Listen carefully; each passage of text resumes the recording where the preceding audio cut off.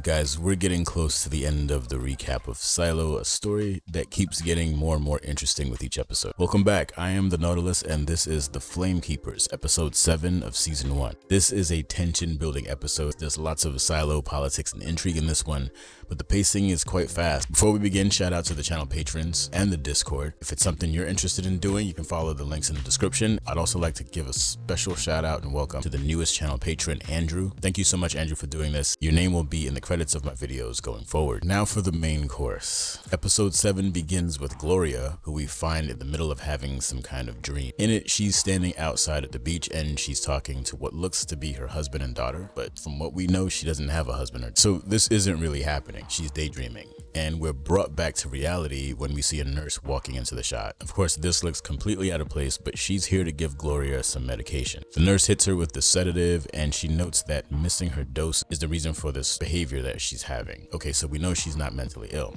So you gotta be thinking, she's there because someone wants to keep her quiet. So next we're back with Juliet and this relic book, but we should be picking up on a few things here. One is that the beach that Jules is looking at in the book is the same one that Gloria is daydreaming about. Now this does make sense since her name was written in the book as a past owner of it, but this is just confirming that fact. So she knows this image and it's what's fueling her fantasies of the outside world. Juliet begins to make the connection herself, which is why she pulls out Gloria's folder and has that sort of aha moment. Notice too that the vase is missing. The flowers are there, but they are without vase. What is the deal with that? Juliet knows something weird is going on, and more importantly, she's starting to realize that she isn't even safe in her apartment. We see Sims in the surveillance room, and he's freaking out at his minions as they try to pin down Juliet's whereabouts and actions. And even with all of these hidden cameras that they have, there are places that even they can't see. One other thing, notice that the monitors they're using look pretty modern. They appear to be flat panels, while every screen we've seen up until now has been cathode ray technology. This makes me wonder if there are other forms of more modern tech that exist in the world, but perhaps only a select few people have access or even knowledge of that. Also, one of these IT guys plays the role of a porter that delivers a message to Jewel in an earlier episode, so that tells us that some of these porters might actually be spies for the Silo too, the eyes and ears that we've talked about before. So now Jules is on the move with this new book in tow. She's on her way to find Gloria to get some insights about the connections between Gloria, George, and the book. But first she's at her office. It's very early in the morning and she's studying the pact while she's looking up the relic on the sheriff's database, but she's not getting much. The only thing it says is that she's been placed in long-term care. Hall monitor Billings is also early to work. He's still bitter about the earlier conversation that they had.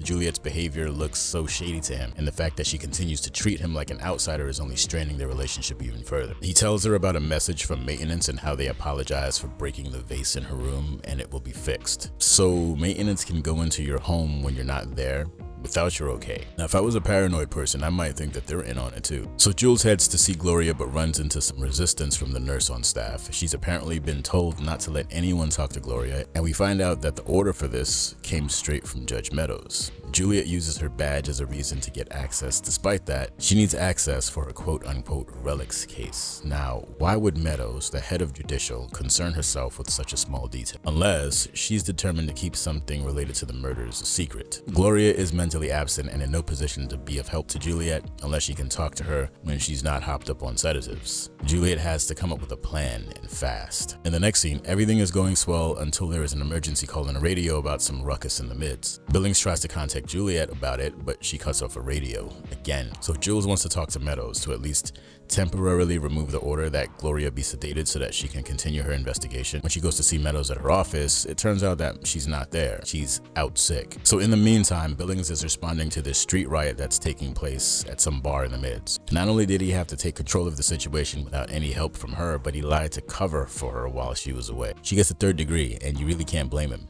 How can he possibly do his job under these circumstances? Especially since he doesn't know what's going on. Billings is mad as hell and he's not going to take it. It forces Juliet to spill the tea if she wants to keep things from falling apart. Now this is a big move for her, but I think she knows full well that Billings is at the end of his rope with this whole situation, so she tells him exactly what, where, when, and why. Her confession is met with understanding and Billings even tries to help. See, Billings knows the pact maybe better than anyone else in the Silo, and with the knowledge of this authority, he is able to find a path forward for Jules' case to continue despite judicial's efforts to stymie it. In a lot of ways, Billings is kind of like a DA. He's kind of like a super cop / lawyer. Good thing he's one of the good ones, or so it seems. He explains that George Wilkins and Trumbull are connected through the relic, And that's a good thing because Juliet can use this against Meadows as a reason to keep the investigation open. They can't argue against following the pact rules now, can they? Plan is golden. Okay, more Lucas moments. Lucas is determined to get close to Juliet, and if it wasn't obvious before, it is now after this scene. This may be their third or fourth interaction. Usually they're brief and not much happens, but this time it's a bit different because they have some rapport with each other.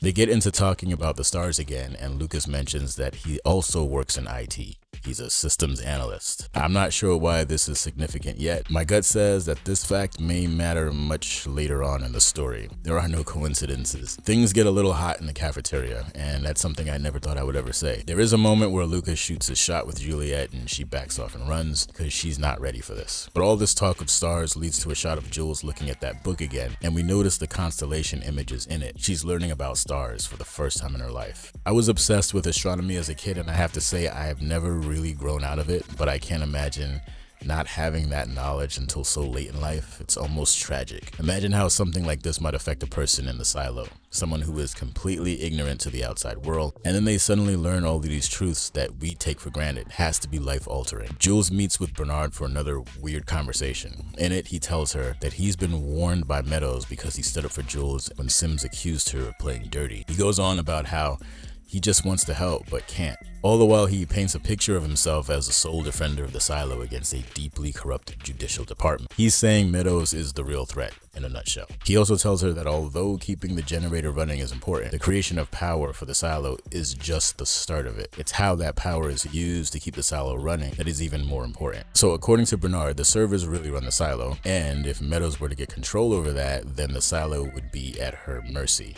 So he says. So when Jules goes to visit Meadows at her home, we get all these shots of relics in her place. And we learn that Meadows likes to start the day with a cup of sunshine. That's her sickness. Seems like Meadows is coping hard lately. This scene was very revealing because we learned that Meadows is not at all who we thought she was. Turns out she's just another pawn in the game. The fact that she gets teary-eyed when she tells Juliet that she can't do anything about Gloria's medicated conditioning reveals that she's just as scared and controlled as anyone else in the silo. She's just been given a little more power than most. So it's more than one person who is really controlling the silo, but she doesn't give us a name. Anyway, the point is Meadows is not our bad guy. So who is the real power behind the silo if not her? Is it Sims? Is it Bernard? Is it Regina's 50-pound cat? Someone else? Jules happens across a father-daughter combo having some time together, and it takes her to thoughts of her own father, which is probably why she pays a visit to Pop Nichols in this scene. Now she makes it clear this ain't no family reunion. She's got an idea that he may be able to help her with, and that's all. A nervous reunion takes place nonetheless. Dr. Nichols is extremely happy to see his daughter,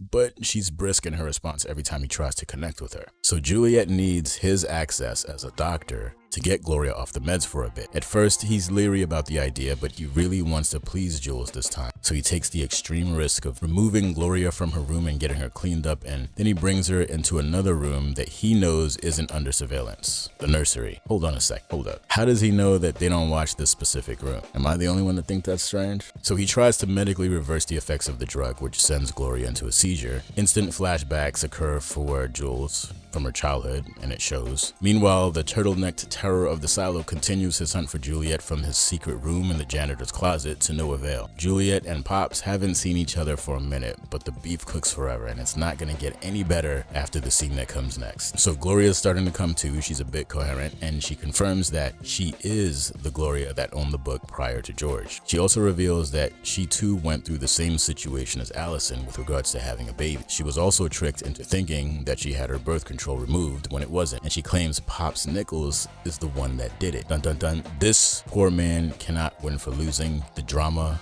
just finds him. The silo had decided that Gloria was not to have children, and the title of the episode, The Flamekeepers, is a big clue as to why. The Flamekeepers are a group of curious individuals in the silo who keep memorabilia and artifacts from the past to preserve human history, like a burning fire. The only problem is that the silo doesn't like that.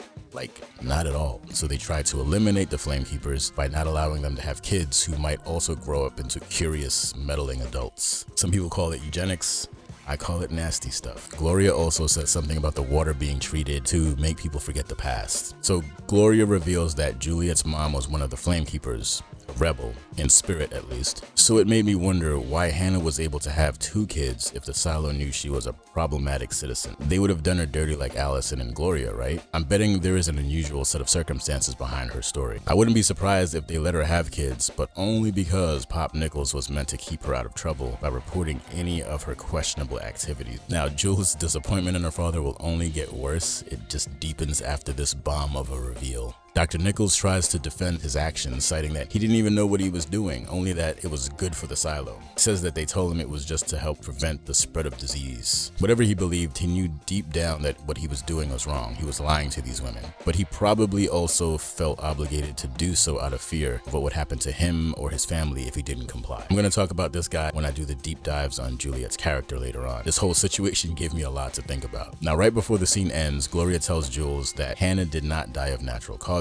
and it looks like she ended her own life for reasons related to resisting the silo. Of course, they're gonna make us wait to get the rest of that story. It's interesting either way. So the final scene is another big one. Gloria mentions that Holston would bring her flowers and place them in front of the mirror. Again, I say, dun dun dun. Now, I wondered if Jules knew that two-way mirrors were a thing. Maybe she didn't.